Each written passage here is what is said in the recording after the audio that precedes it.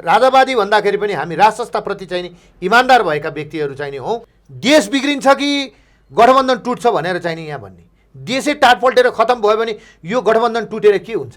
यो गठबन्धन रहेर चाहिँ नि के यो देशै टाटपल्ट्यो भने यो गठबन्धनले गर्छ के? यी कमल थापा राजावादी मानिस होइन। यदि राजावादी हुनुहुन्थ्यो भने राष्ट्रपतिको निर्वाचनमा गणतन्त्रलाई संस्थागत गर्दै लाने कुरामा उहाँले कसरी चाहिँ समर्थक र प्रस्तावकको भूमिका निभाउनुहुन्छ? कमल थापाले अरू बोकेका एजेन्डा पनि सही भनेर हामीले कसरी चाहिँ पत्याउने? राजालाई पनि बेच्नुभयो, कार्यकर्तालाई पनि बेच्नुभयो, देशै बेच्नुभयो। अब आज कमल थापा एउटा व्यक्तिको हिसाबले म कुरा गर्दिनँ, म कमल थापाको विरोधी होइन, मैले मेरो कुनै व्यक्तिगत उहाँसँग रिसिभै होइन। कमल थापाले लिएको नीति र सिद्धान्त जुन पहिला थियो त्यो नीति र सिद्धान्तमा अडिग रहेको भए म आज कमल थापालाई म आज पनि पुज्थेँ। राजाको पद छोडेँ, अब म हिन्दूवादी हुँ, म हिन्दूलाई चाहिँ पुनर्स्थापना गरेरै छाड्छु। हिजो 15 वर्षमा अगाडि पनि त यो कुरालाई पुनर्स्थापना गर्छु भनेर भन्नुभएको थियो नि त। राप्रपा कमल थापाले कब्जा गर्दैमा कब्जा हुने हो र राप्रपा नेपाल विधि विधान पुर्याएर लगेछ नि त। विधि विधान कसरी पुग्छ? लाक्पा तामाङको नेतृत्वमा भएको राप्रपा। यहाँलाई एउटा कुरा प्रश्न पार्न चाहन्छु, कमल थापा यो पार्टीमा जुन कब्जा गर्न आउनुभन्दा अगाडि हामीले निर्वाचन आयोगमा निवेदन दिएर लाक्पा तामाङले कथित महाधिवेशन गर्न लागेको यो कुराहरू चाहिँ नि कार्यहरू चाहिँ नि दूषित छ, यसमा कारबाही गरी पाऊँ भन्दाखेरि त्यो कारबाहीको टुङ्गो नलगाइकन चाहिँ नि निर्वाचन आयोगले चाहिँ नि म प्रदीप विक्रम राणालाई 45 दिनभित्र दल दर्ता सम्बन्धी ऐनको दफा 10 मा व्यवस्था भए अनुसार 45 दिनभित्रमा चाहिँ मलाई जानकारी गराउनु पर्ने कुराहरू त कुनै कुरा पनि निर्वाचन आयोगले जानकारी गराएन नि। चुनाव चिन्ह गाई माग गर्दै रिट दर्ता भएको हो, बिहिबार दर्ता भएको रिटमा शुक्रबार सुनवाई हुनेछ भनेको भोलि। मलाई त्यो धङधङी छैन, हिजो त्यो 25 सिट बेचेको धङधङी मलाई आज पनि छैन। त्यो कमल थापालाई त्यो धङधङी भएर चाहिँ नि लाक्पा तामाङले चाहिँ नि भनेको भनेर कमल थापाले ट्विट गरेर के लेख्नुभयो भन्दाखेरि यो राप्रपा भित्रको अहिलेको जुन किचलो छ कमल थापाको रिमोटले चलाइरहेछ, कमल थापाको रिमोटले चलाइरहेछ। त्यहाँ भन्दाखेरि पनि के कुरा आइरहेछ त भन्दाखेरि अधिकांश कमल थापाका मानिसहरूले केन्द्रीय पदाधिकारीहरूमा जितेका छन्। दर्शकवृन्द नमस्कार, चुरो कुरोमा तपाईँलाई हार्दिक स्वागत छ। हामी आज चुरो कुरोमा राष्ट्रिय प्रजातन्त्र पार्टी नेपालभित्र देखिएको विवादका विषयमा केन्द्रित भएर संवाद गर्दैछौँ। कमल थापाले राप्रपा छोडेर लाक्पा तामाङलाई प्रभावित पारेर राष्ट्रिय प्रजातन्त्र पार्टी नेपाल कब्जा गरे भनेर एउटा समूहले निरन्तर आरोप लगाइरहेको छ र त्यो आरोप मात्रै सीमित छैन, यो न्यायालयसम्म पुगेको छ। उच्च अदालत पाटनमा यो मुद्दा विचाराधीन अवस्थामा छ। तर कमल थापाले आफूलाई स्वघोषित अध्यक्ष घोषणा गरेर निरन्तर रूपमा राप्रपा नेपालमाथि अतिक्रमण गर्न खोजिरहेको एउटा समूहको आरोप छ। राप्रपा नेपालका राष्ट्रिय अध्यक्ष प्रदीप विक्रम राणाले कमल थापाले राप्रपा नेपालमा अतिक्रमण गरेको र अनाधिकृत रूपमा कब्जा गर्न खोजेको आरोप लगाउँदै आएका छन्। वास्तवमा के कमल थापाले राप्रपा नेपाल कब्जा गरेका हुन् कि त्यो राप्रपा नेपाल प्रदीप विक्रम राणाहरूको हो? होइन भने कमल थापाले निर्वाचन आयोगमा गाई चिन्हको लागि निवेदन दिए, कमल थापाले तीर चिन्हका लागि निवेदन दिए। अध्यावधिक रूपमा र वास्तवमा भन्ने हो भने राप्रपा नेपालको चुनाव चिन्ह चाहिँ गोरु थियो र निरन्तर रूपमा कमल थापाले चिन्ह कहिले तीर कहिले गाई माग गरिरहे र अहिले सर्वोच्च अदालतमा कमल थापाले मुद्दा दायर गरेका छन् गाई चुनाव चिन्ह पाऊँ भनेर। यसको विरुद्धमा राप्रपा नेपालको अर्को समूह यानि कि प्रदीप विक्रम राणाले नेतृत्व गरेको समूह आक्रोशित बनेको छ। विचाराधीन मुद्दामा कमल थापाले निरन्तर किन यसरी अतिक्रमण गरिरहेका छन् भन्ने प्रदीप विक्रम राणाहरूको प्रश्न छ। आज यही सेरोफेरोमा राप्रपा नेपालका राष्ट्रिय अध्यक्ष प्रदीप विक्रम राणासँग म चुरो कुरोमा संवाद गर्दैछु। सबभन्दा पहिले म प्रदीप विक्रम राणालाई चुरो कुरोमा स्वागत गर्छु। यहाँलाई चुरो कुरोमा हार्दिक स्वागत छ। हस्, धन्यवाद छ यहाँलाई। राप्रपा नेपाल भित्रको घर झगडा यानी कि राप्रपा नेपाल भित्रको कलह लामो समयदेखि चल्दै आइरहेको छ। कहिले चुनाव चिन्हका विषयमा, कहिले नामका विषयमा, कहिले कसको राप्रपा नेपाल भन्ने विषयमा। सानो पार्टी छ, हल्ला र खल्ला ठुलो छ, विवाद ठुलो छ, झगडा ठुलो छ। किन यस्तो झगडा गर्नुहुन्छ? किन मिल्न सक्नुहुन्न तपाईँहरू? अहिले चाहिँ भएको के हो वास्तवमा? मैले यहाँबाट सुरु गरेँ। अब यहाँलाई के कुराको प्रश्न पारौँ भने हामी एउटा केही सानो समूह होइन। पार्टी भनेको सानो हुँदैन, पार्टी सबैको बराबरै हुन्छ। पार्टीमा लाग्ने जुन चाहिँ नि कार्यकर्ताहरू लगायत र चाहिँ नि हाम्रो विचारसँग सहमत हुने मान्छे कति हुन्छन् त्यो हिसाबले चाहिँ नि कुरा आउँछ। कसैको पनि पार्टी सानो र ठुलो भन्ने कुरा मैले जनमतको हिसाबले भन्दैछु। जनमतको हिसाबले पनि हिजो चाहिँ नि यही राप्रपा नेपाललाई पनि 25 सिट चाहिँ नि जनताले दिएर चाहिँ नि लिएर आएको थियो। 25 सिट भनेको संसदमा चाहिँ नि प्रतिनिधित्व गर्न पाउने, उप प्रधानमन्त्री पाउने र मन्त्री पाउने भनेको त्यो सानो पोस्ट होइन, त्यो सानो ठाउँ होइन, त्यो सानो जनताले चाहिँ नि मन पराएको होइन, त्यो त धेरै जनताले मन पराएर चाहिँ नि तपाईँको चाहिँ नि एकजना सांसद बराबरको चाहिँ नि समानुपातिकतर्फ चाहिँ नि 20औं हजारले चाहिँ नि भोट दिएपछि एउटा सांसद हुने परिपाटी थियो। त्यो बेलाको कुरालाई लिएर अहिले आउँदाखेरि 25 जना सांसद चाहिँ नि बोकेर आएको यो पार्टी हो। यो पार्टी चाहिँ नि बिचमा गएर चाहिँ नि दल चाहिँ नि एकीकरण हुने बेलामा के भयो त भन्दाखेरि त्यो दल एकीकरण हुने बेलामा राप्रपा राष्ट्रवादी, राप्रपा प्रजातान्त्रिक र राप्रपा नेपाल बिच चाहिँ नि एकीकरण भएपछि चाहिँ नि त्यसको चाहिँ नि महाधिवेशन चाहिँ नि भयो। त्यो महाधिवेशनमा चाहिँ नि मैले पनि प्रतिनिधित्व गरेर चाहिँ नि कमल थापाको प्रतिद्वन्दी चाहिँ नि मै नै थिएँ, म प्रदीप विक्रम राणा। त्यसमा चाहिँ नि उहाँको चाहिँ नि जित भयो, मेरो हार भयो। त्यो हारलाई मैले स्वीकार गरेँ र चाहिँ नि उहाँको भन्दा मेरो छुट्टै विचार, छुट्टै धार थियो। जस्तो उहाँले चाहिँ नि भन्ने बेलामा चाहिँ नि विधानमा तपाईँको चाहिँ नि आफ्नो चाहिँ नि एजेन्डाहरूमा चाहिँ नि जसरी उहाँले देखाउने कुराहरू र काम र त्यो कागजमा देखाउने र काम गर्ने कुरामा चाहिँ नि फरक थियो। जसको कुरा यहाँलाई म प्रश्न पार्न चाहन्छु, राजा र धर्मको विषयमा कमल थापाले हामी त राजावादी हौँ, हामी त हिन्दूवादी हौँ, मैले त 62-63 आन्दोलनदेखि लिएर मैले त आफ्नो ज्यान समेत अर्पेर चाहिँ नि म यो पार्टी खडा गरेर आएँ भनेर भन्नुभयो। तर उहाँले ज्यान समेत अर्पेर गरेको पार्टीमा चाहिँ नि के उहाँ एक्लै थियो र? के यो प्रदीप विक्रम राणा जस्तो अरू व्यक्तिहरू थिएनन् र? ती सम्पूर्णले बनाएको यो पार्टीलाई उहाँले धुजा गर्नुभयो। अब यो कुरालाई चाहिँ नि मैले यहीँ बिट मार्न चाहन्छु। ती पुराना गएका कुराहरू, यो पृष्ठभूमि यही छोडौँ, यो पृष्ठभूमिलाई यहीँ छोडौँ। म के भन्न चाहन्छु भने राप्रपा नेपाल चाहिँ नि यो सम्पूर्ण भइसकेपछि 2075 सालमा चाहिँ नि लाक्पा तामाङले चाहिँ नि यो पार्टीलाई चाहिँ नि इस्टाब्लिस गर्नुभयो। निर्वाचन आयोगमा दल दर्ता भनेर चाहिँ नि त्यो राप्रपा नेपाल भनेर दर्ता भयो। पहिलाको राप्रपा नेपालमा तपाईँको गाई चुनाव चिन्ह थियो भने यो जुन चाहिँ नि दर्ता भयो लाक्पा तामाङको नेतृत्वमा चाहिँ नि जुन राप्रपा नेपाल त्यहाँ चाहिँ नि दर्ता भयो, त्यसमा चाहिँ नि गोरु चुनाव चिन्ह भयो। त्यो गोरु चुनाव चिन्हमा चाहिँ नि तपाईँको चाहिँ नि के भयो त भनेर भन्दाखेरि त्यसैलाई पनि लाक्पा तामाङले विभिन्न कालखण्डमा चाहिँ नि माग गर्दै आउनुभयो कि चाहिँ नि हामीलाई चाहिँ नि गाई चुनाव चिन्ह चाहियो भनेर।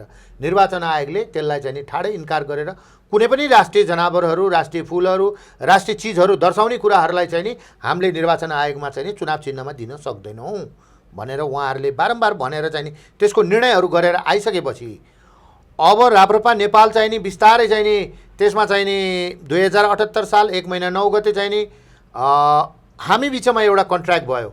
म चाहिँ नि राप्रपा राष्ट्रवादीबाट असन्तुष्ट रहेको पक्षको एउटा चाहिँ नि जस्तो त्यसमा चाहिँ नि त्यसको नेतृत्व चाहिँ नि प्रकाश चन्द्र लोनीले गर्नुभएको थियो। प्रकाश चन्द्र लोनी चाहिँ नि पशुपति शमशेरसँग चाहिँ नि प्रजातान्त्रिकसँग चाहिँ नि एकीकरण गरेर जानु भएपछि हामी चाहिँ नि त्यो चाहिँ नि राजावादी र यो धर्मको कुरा लिएर गरेको चाहिँ नि हामी गणतन्त्र विरोधी थियौँ। हामी गणतन्त्र विरोधी भएको कारणले गर्दा पशुपति शमशेरले त गणतन्त्रकै नाममा उहाँले भोट लिएर आउनु, भोटबाट चाहिँ नि 12 सिट चाहिँ नि चुनावमा चाहिँ नि जितेर आउनु भएको थियो। त्यो कारणले हामी चाहिँ नि जान चाहेनौँ। हामी राजावादी हौँ, हामी हिन्दूवादी हौँ।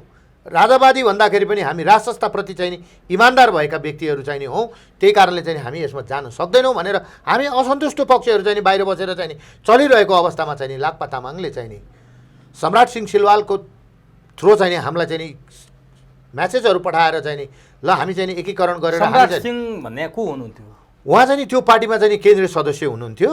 उहाँ केन्द्रीय सदस्य मार्फत चाहिँ नि हामीलाई चाहिँ नि यो सूचना पठाइसकेपछि चाहिँ नि हामीहरू बिचमा चाहिँ नि नेपाल हाउसमा चाहिँ नि 3-4 चोटि चाहिँ नि यो चाहिँ नि बैठक बसिसकेपछि त्यो विषयमा चाहिँ नि हाम्रो छलफल भएर चाहिँ नि ल हामी यो बुदामा राजा र हिन्दूको विषयमा चाहिँ नि हामी यसरी चाहिँ नि अडिग भएर चाहिँ नि हामी अगाडि जान्छौँ भनिसकेपछि लाक्पा तामाङसँग चाहिँ नि हाम्रो करार भयो। करार कन्ट्र्याक्टमा चाहिँ नि हाम्रो 5वटा बुदा चाहिँ नि त्यसमा चाहिँ नि तय भयो। त्यसमध्येमा चाहिँ नि अन्तिम बुदामा लेखिएका कुरा चाहिँ नि 4 वर्षसम्म चाहिँ नि महाधिवेशन गर्न नपाउने, कुनै पनि कुराहरू गर्न नपाउने, जे अहिलेको अवस्थामा छ त्यो अवस्थामा राखेर राजसंस्था र हिन्दूलाई चाहिँ नि अगाडि बढाउनको लागि त्यसको जनमत तयार गर्ने मात्रै हाम्रो कुरा थियो। त्यो कुरा भएको कुरालाई चाहिँ नि लाक्पा तामाङले चाहिँ नि के गर्नुभयो त भन्दाखेरि कमल थापा चाहिँ नि जस्तो राजेन्द्र लिङ्गदेनसँग चाहिँ नि राप्रपा उहाँहरूको पार्टी भनेर चाहिँ नि राप्रपामा चाहिँ नि उहाँहरूको चाहिँ नि एक महाधिवेशन भयो। त्यो महाधिवेशनमा चाहिँ नि कमल थापाको चाहिँ नि हार भयो। हेर्नुहोस्, लाक्पा तामाङजी यो के भन्छ राजेन्द्र लिङ्गदेनले चाहिँ नि त्यहाँ जित्नुभयो। उहाँले जितिसकेपछि चाहिँ नि कमल थापालाई चाहिँ नि अब पार्टी फुटाउँदिन भनेर गीतामा हात राखेर उहाँ त कसम खाइसकेको थियो। त्यो पार्टी त उहाँले फुटालेर आउन सक्ने हिम्मत भएन। गीताले रोक्यो। हेर्नुहोस्, अब गीताले रोकिसकेपछि चाहिँ नि कमल थापा के गर्नुभयो त भनेर भन्दाखेरि उहाँको दिमागमा चाहिँ नि के कुरा आयो त भनेर भन्दाखेरि राप्रपा नेपाल भनेको त हिजो मैले पहिला चलाएको थिएँ, अब यही पार्टी चाहिँ नि लाक्पा तामाङ र चाहिँ नि यी प्रदीप विक्रम राणा र विक्रम बमले चाहिँ नि चलाइरहेको पार्टीलाई मैले यही राप्रपा नेपाल भनेर पाएँ भने त हिजोको 25 सिटको झझल्को छ उहाँलाई। हिजो त्यो 25 सिट चाहिँ नि उहाँले चाहिँ नि 25 सिट आइसकेपछि त्यसलाई कसरी बेच्नुभयो, कसरी चाहिँ नि सांसद बनाउनु भयो, कसरी मन्त्री बनाउनु भयो, कोसँग कति कति पैसा लिनुभयो, त्यो त कमल थापालाई थाहा होला। किन त्यो उहाँलाई निरन्तर आरोप लाग्छ, यो सत्य कुरा थियो। यो होइन, सत्य कुरा नभएको भए यो मिडियाहरूदेखि लिएर चाहिँ नि विभिन्न प्रचारबाजीहरू चाहिँ नि यो कसरी हुन्छ? तपाईँले चाहिँ नि त्यो कुराहरू केही पनि गर्नुभएको छैन भने तपाईँलाई त्यसै चाहिँ नि मान्छेले आएर त त्यो कुरा त भन्दैन नि। कमल थापाज्यूले पनि हिजो राजा र धर्मको नाममा चाहिँ नि आएका भोटलाई चाहिँ नि उहाँले चाहिँ नि क्यासमा परिणत गर्नुभयो। होइन भन्यो भने धर्म र राजाको नाममा आएकोमा संविधान संशोधन गरिपाउँ भन्ने कुरामा चाहिँ नि उहाँले माग गर्दाखेरि चाहिँ नि एउटा हिन्दूको कुरालाई मात्रै राखेर त्यतिखेर त्यसमा चाहिँ नि सुशील श्रेष्ठ, विक्रमबहादुर पाण्डे, विक्रम थापा, कुन्ती कुमारी साई, राज्यलक्ष्मी पाण्डे, सुशील श्रेष्ठ लगायत 5 जनाले मात्रै चाहिँ नि संसदमा चाहिँ नि यो चाहिँ नि प्रस्ताव चाहिँ नि त्यहाँ लिएर जाँदाखेरि राजाको त र पनि उठाएनन्। भनेपछि शङ्का त त्यहीँदेखि नै थियो कि कमल थापा राजावादी मानिस होइन। यदि राजावादी हुनुहुन्थ्यो भने राष्ट्रपतिको निर्वाचनमा गणतन्त्रलाई संस्थागत गर्दै लाने कुरामा उहाँले कसरी चाहिँ समर्थक र प्रस्तावकको भूमिका निभाउनुहुन्छ? उहाँ त राजा र धर्मको कुरा लिएर आइसकेपछि त त्यो कुरालाई त उहाँले नोट अफ डिसेन्ट लेखेर चाहिँ नि यो कुरालाई चाहिँ नि त्यहाँ प्रश्न पार्नु पर्थ्यो कि हाम्रो पार्टीको नीति र सिद्धान्त यो हो, हामी यसमा अडिग छौँ भनेर जानु पर्थ्यो। वास्तवमा कमल थापा के रहेछन् त भित्र त? बाहिर त राजावादी हिन्दूवादी त देखिए कमल थापा, भलै अहिले राजा पनि छोडेर हिन्दूवादी मात्रै भएका छन्। जति बेला 25 सिट पाए तपाईँहरू एउटै पार्टीमा हुनुहुन्थ्यो, गणतन्त्रका विरुद्ध कफन बाँधेर म एक्लो मान्छे हुँ, राज संस्था चाहिन्छ भन्ने जीवन नै प्रवाह नगरेर गएको भने त सुनिरहनु भएको छ तपाईँले। बाहिर एउटा बोल्ने भित्र अर्को गर्ने के रहेछन् कमल थापा? 3 करोड नेपालीका अगाडि तपाईँले आज छर्लङ्ग पारिदिनुपर्छ।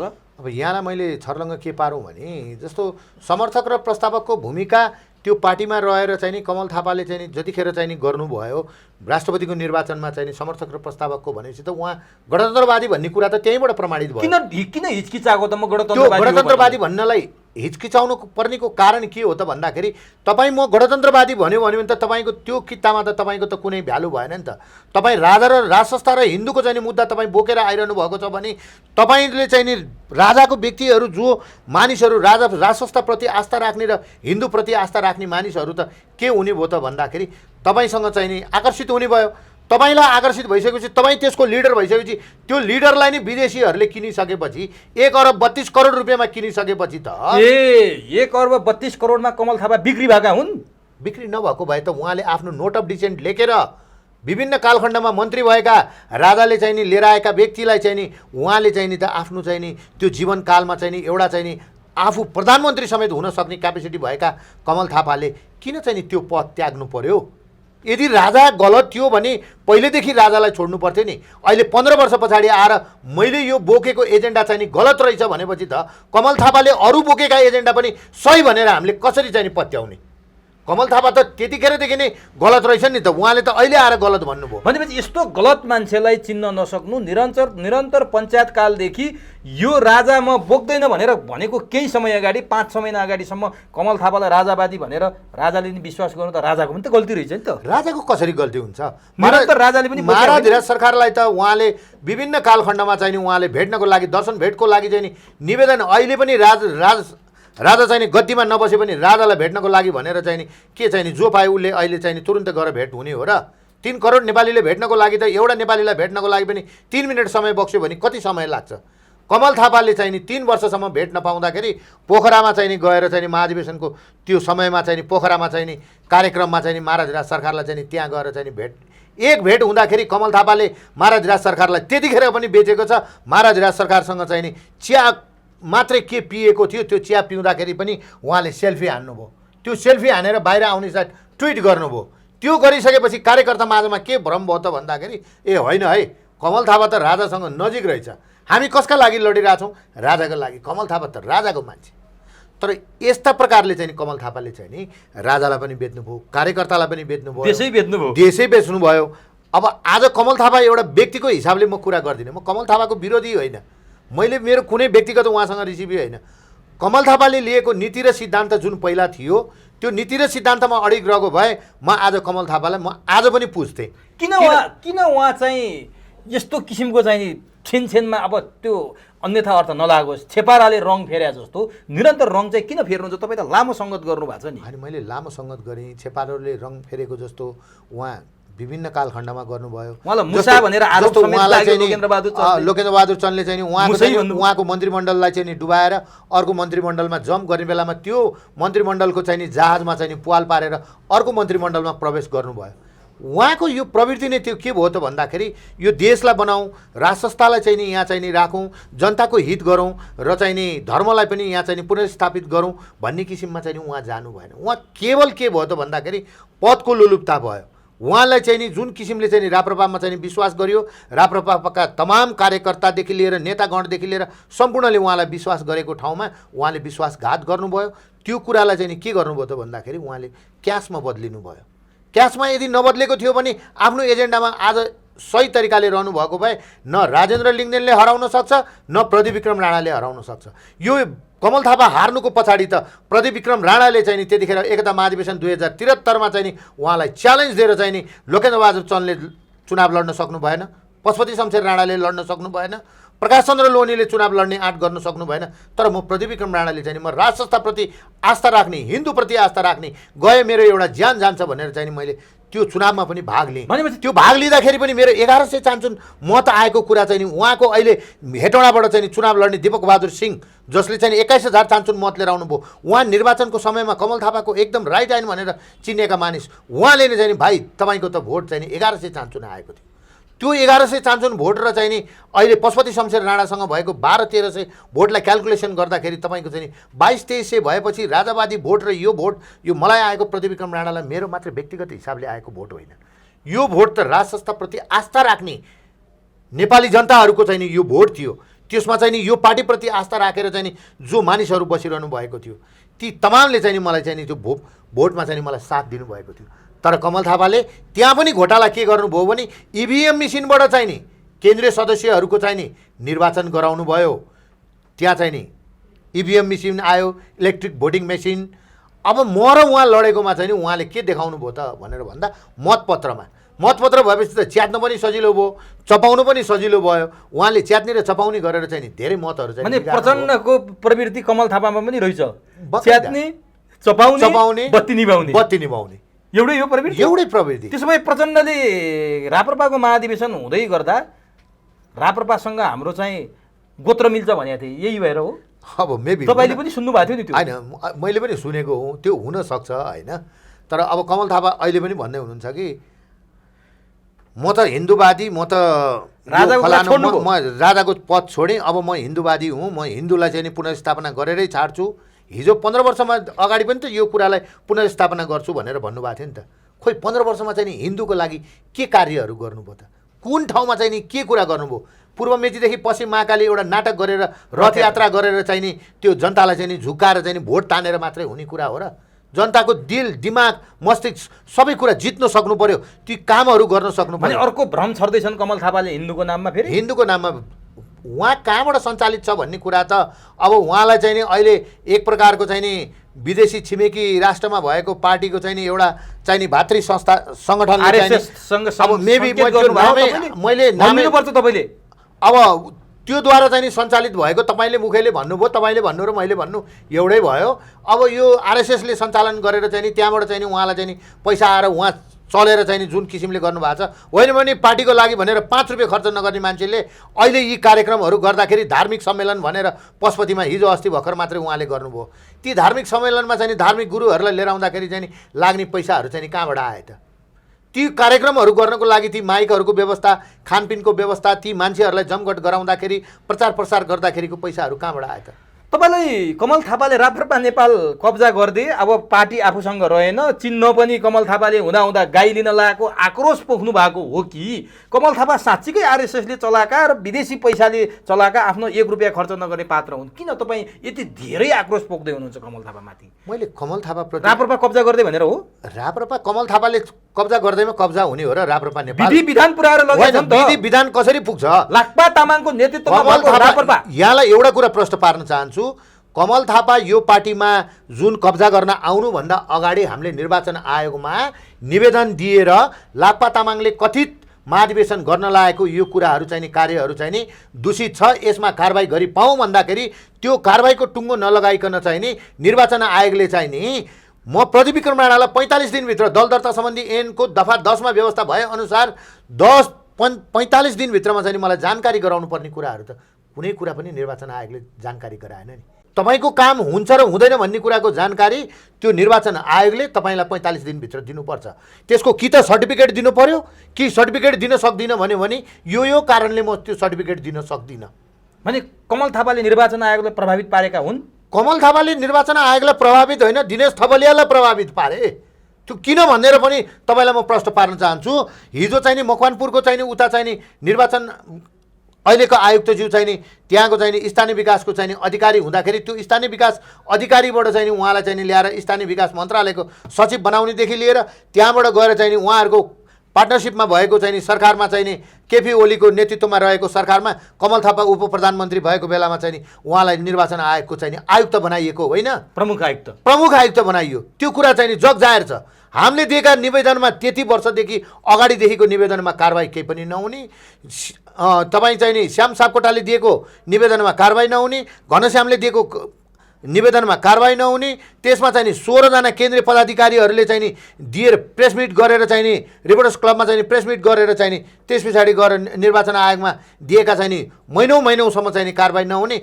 कमल थापाले चाहिँ नि अब त्यसमा चाहिँ नि आएर आज यो गोरुलाई चाहिँ नि तीर बनाउनु पर्यो दिनेशजी, तीरलाई चाहिँ नि अब गाई बनाउनु पर्यो भनेपछि गाई त हामीले 3-4 चोटि अब दिन मिल्दैन भनेको छ। अब कमलजी तपाईँ एकचोटि चाहिँ नि गएर चाहिँ नि आयुक्त प्रमुख आयुक्तकै सल्लाहमा हो, सल्लाहमा अनुसार चाहिँ नि अहिले चाहिँ नि यो उहाँहरूले चाहिँ नि यो सर्वोच्च अदालतमा चाहिँ नि रिट दायर गर्नुभएको छ। हिजो मात्र यो सर्वोच्च अदालतमा गरेको रिट दायरमा चाहिँ नि के रिट नम्बर 078W0 1608 नम्बरको रिट छ। यसमा उत्प्रेषण समेत जारी गरी पाऊँ भनेर भनेको छ। यसमा चाहिँ नि के भनेको छ त भन्दाखेरि अब यो 12 खरी भन्ने पत्रिकामा चाहिँ नि जुन चाहिँ नि अनलाइनमा चाहिँ नि आएको कुरा हो, पार्टी महामन्त्री राजाराम बर्तौलाले दिएको जानकारी अनुसार चुनाव चिन्ह गाई माग गर्दै रिट दर्ता भएको हो। बिहिबार दर्ता भएको रिटमा शुक्रबार सुनवाई हुनेछ भनेको भोलि सुनवाई हुने बताइएको छ। निर्वाचन आयोगलाई विपक्षी बनाएर रिट दर्ता गरिएको छ।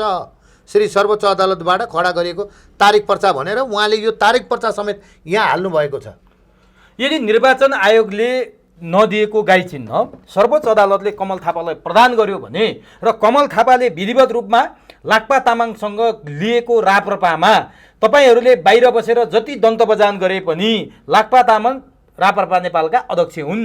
उनले कमल थापालाई त्यो पार्टी हस्तान्तरण गरेको कुरा वैधानिक मानियो।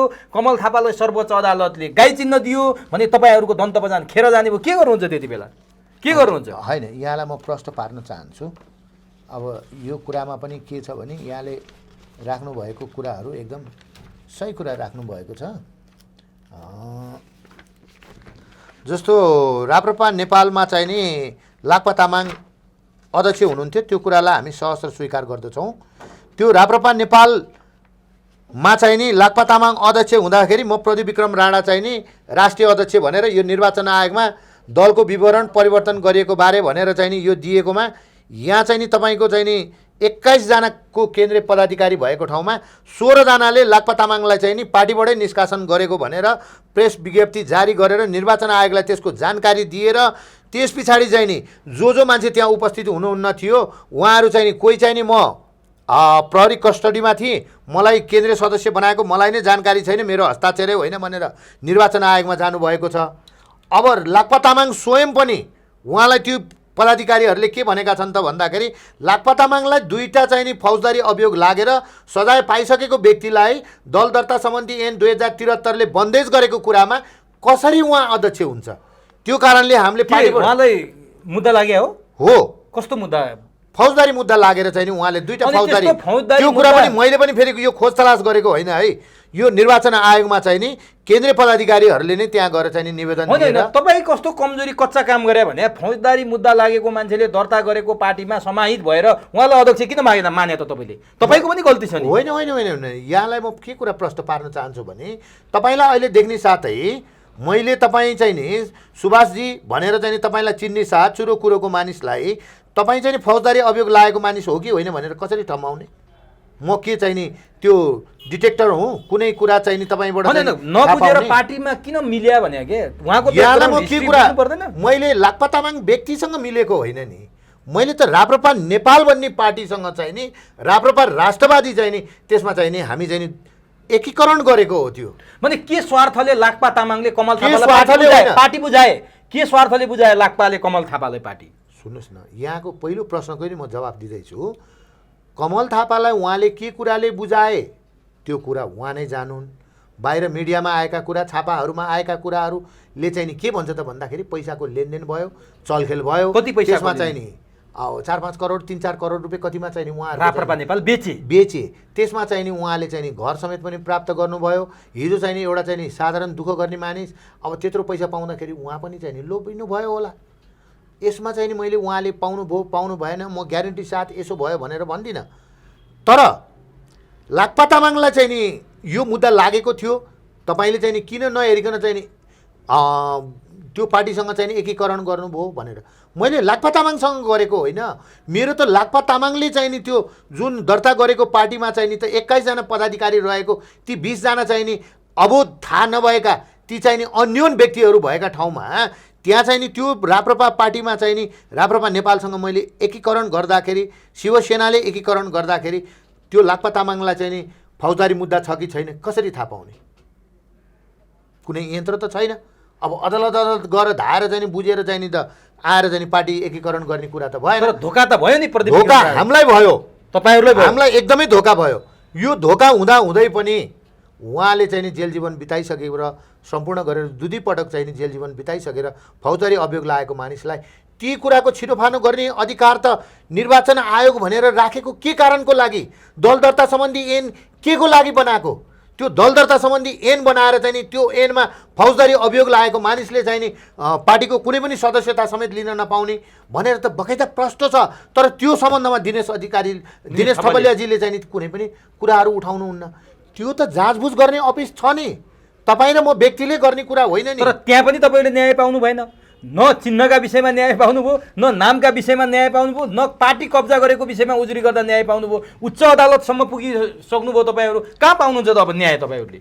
अब यसो हो, न्याय नै मरिसक्यो भनेर त म भन्दिनँ, किनभने न्याय नै सबै मरिसकेको भए मेरो यो परमादेश र उत्प्रेषण चाहिँ नि त्यहाँ चाहिँ नि दर्तै हुँदैन थियो होला निर्वाचन आयोग र कमल थापा विरुद्धमा। अब यसको चाहिँ नि तपाईँलाई के भन्छु भने 2079 साल श्रावण 16 गते चाहिँ नि साधारण तारिक तोकिएको छ। त्यो साधारण तारिक तोकिनुको कारण चाहिँ नि के हो त भनेर भन्दाखेरि यसमा चाहिँ नि उच्च अदालतले चाहिँ नि यो 2079 साल असार 29 गते रोज 4 मा चाहिँ नि 2 जना श्रीमानले चाहिँ नि यसमा चाहिँ नि आदेश गर्नुभएको छ। श्यामजी प्रधान माननीय न्यायाधीश र माननीय न्यायाधीश श्री दिपेन्द्र अधिकारीले को इजलास नम्बर 11 बाट भएको आदेशमा चाहिँ नि निर्वाचन आयोगलाई चाहिँ नि 2078 साल 4 महिना 14 गतेमा भएको दर्ता नम्बर 209 मार्फत गरेको निवेदन मिति र 2078 4 15 मा दलको विवरण परिवर्तन सम्बन्धमा भनेको छ। यो दलको विवरण यो माग्नुको कारण के छ भन्दाखेरि यो दलको विवरणै परिवर्तन गर्न पाइँदैन के। त्यो परिवर्तन गर्न नपाउनुको कारण चाहिँ नि उहाँले हामीसँग चाहिँ नि एग्रिमेन्ट गरेर चाहिँ नि 3 पक्ष बीचमा चाहिँ नि एग्रिमेन्ट हुँदाखेरि त्यो एग्रिमेन्टमै भनेको छ कि 4 वर्षसम्म कुनै महाधिवेशन हुन पाउँदैन, महाधिवेशनै नगर्ने, त्यसको अध्यक्ष लाक्पा तामाङै रहने। अब महाधिवेशनै गर्न नपाउने भनेर उहाँले पनि एक्लै गरेर हुने कुरा थिएन। उहाँलाई पनि केन्द्रीय पदाधिकारीहरूले 21 जनाले हस्ताक्षर गरेर आजदेखि हामीहरू डिजल्भ भयौँ, यसको सम्पूर्ण अधिकार चाहिँ नि हामीले लाक्पा तामाङलाई दियौँ। लाक्पा तामाङले चाहिँ नि त्यो अधिकार पाइसकेपछि हामीसँग चाहिँ नि एकीकरण गर्नुभयो।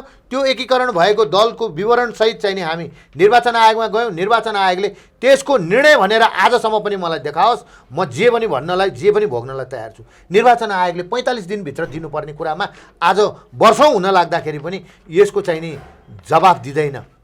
एउटा निवेदनमा चाहिँ नि ठाडो निवेदनमा चाहिँ नि केही गरिरहनु नपर्ने भए तपाईँलाई जानकारी दिनु पर्दैन। भने तपाईँले जानकारी पनि पाउनु भएको छैन। उच्च अदालतमा मुद्दा चलिरहेको छ। कमल थापाले सर्वोच्च अदालतमा गाई चिन्न पाऊँ भनेर रिट दायर गर्नुभएको छ। अब हुन्छ के?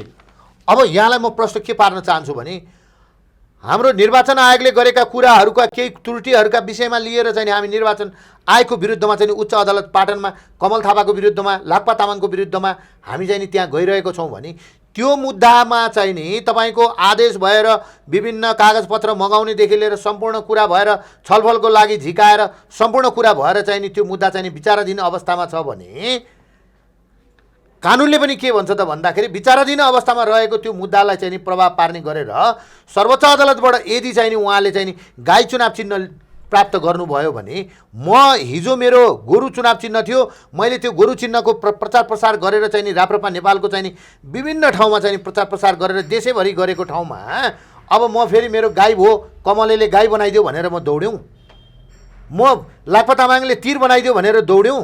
मेरो त जे चुनाव चिन्ह हो मलाई त्यो धङधङी छैन। हिजो त्यो 25 सिट बेचेको धङधङी मलाई आज पनि छैन।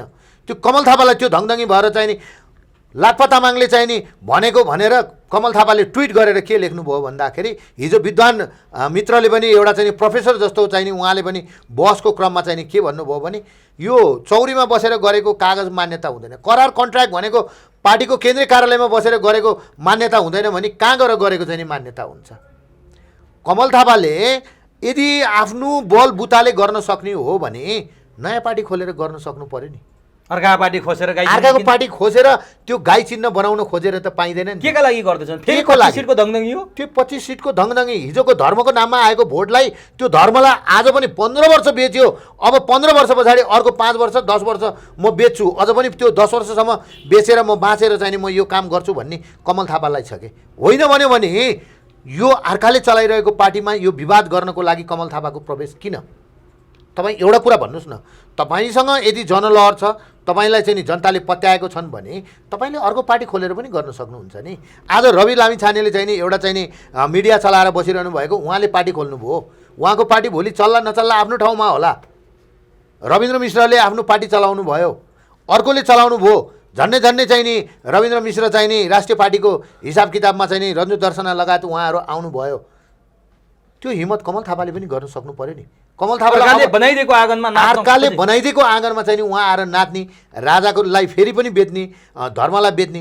अब म राजावादी होइन, मैले राजा त छोडिदिइसकेँ, तर पृथ्वीनारायण शाहको हरेक कार्यक्रममा हेर्नुहोस् फोटो सँगै राखेर चाहिँ नि गर्नुहुन्छ।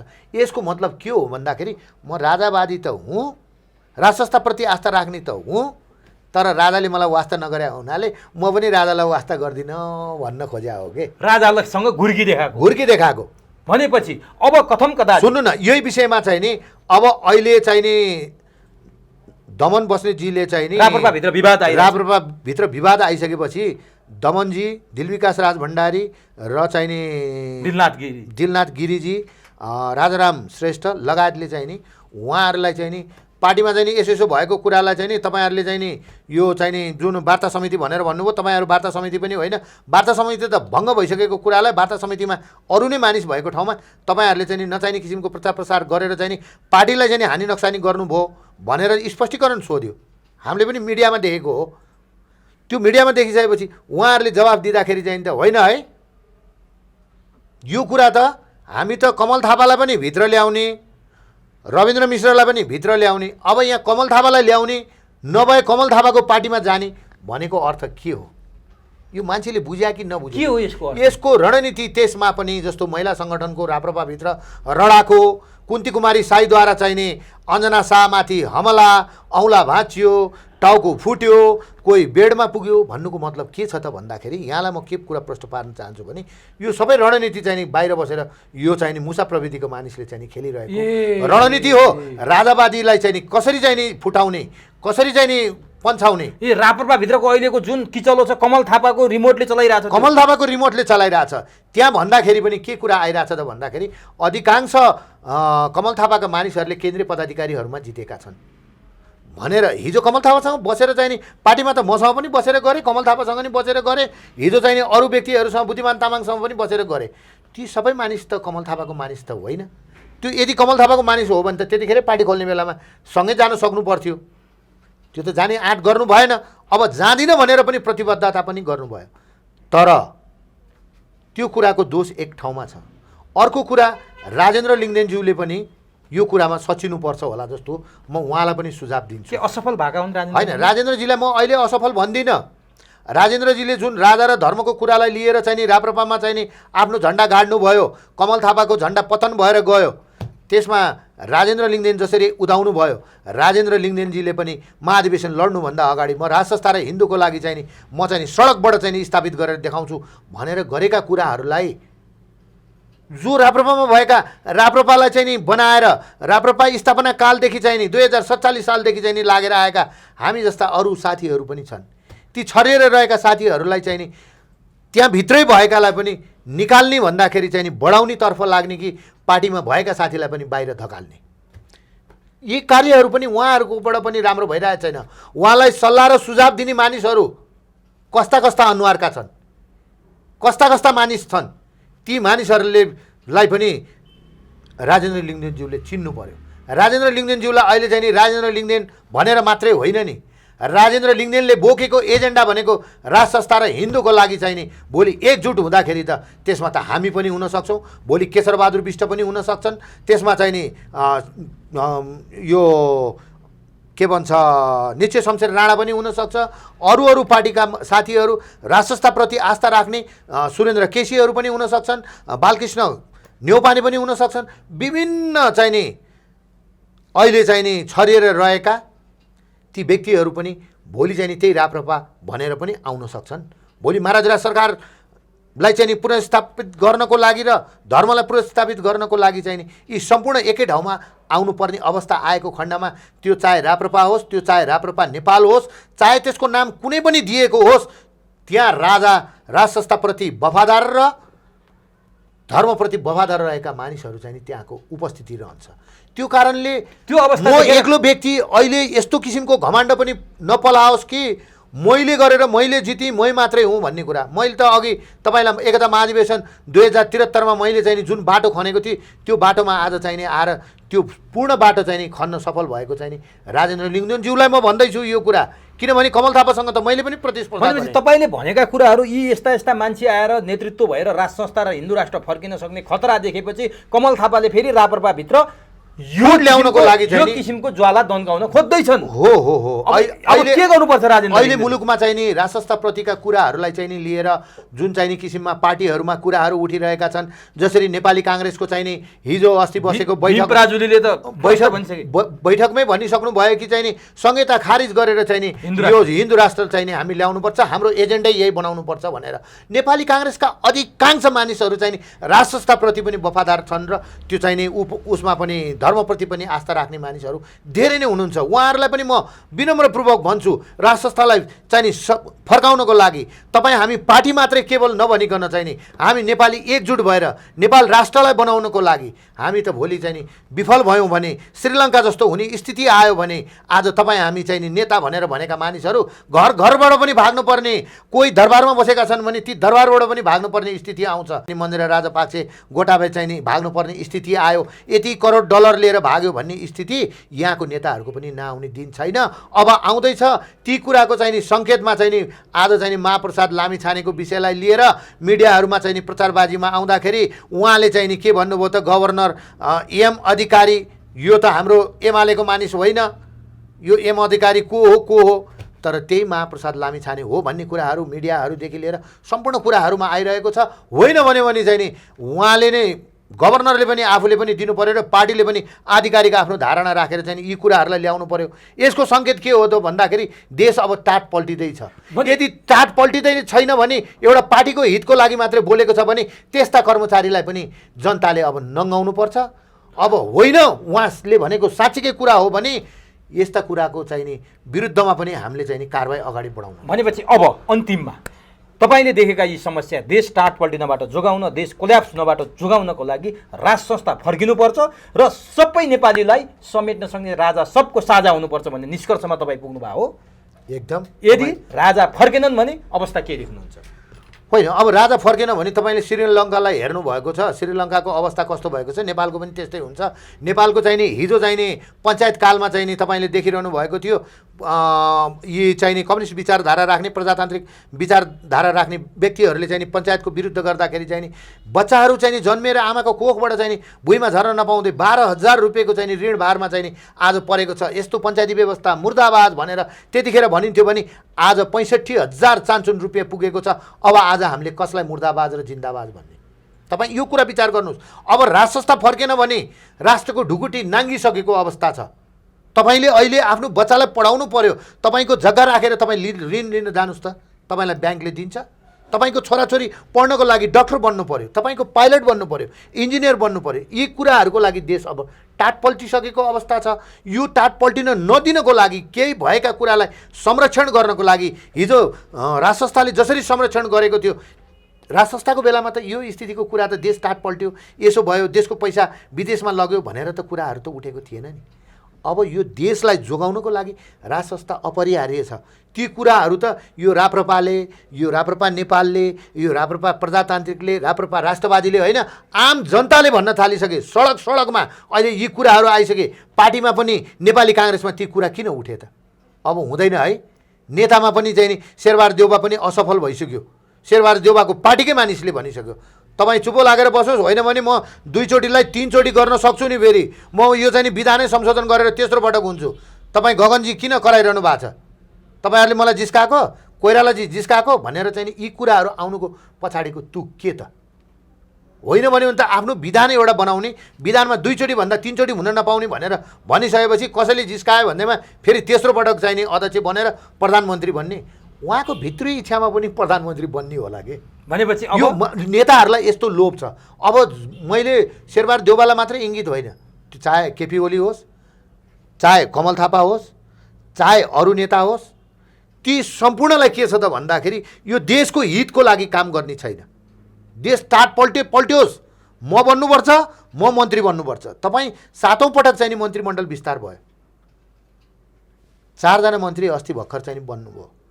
यो हाम्रो गठबन्धन टुट्छ, देश बिग्रिन्छ कि गठबन्धन टुट्छ भनेर चाहिँ नि यहाँ भन्ने।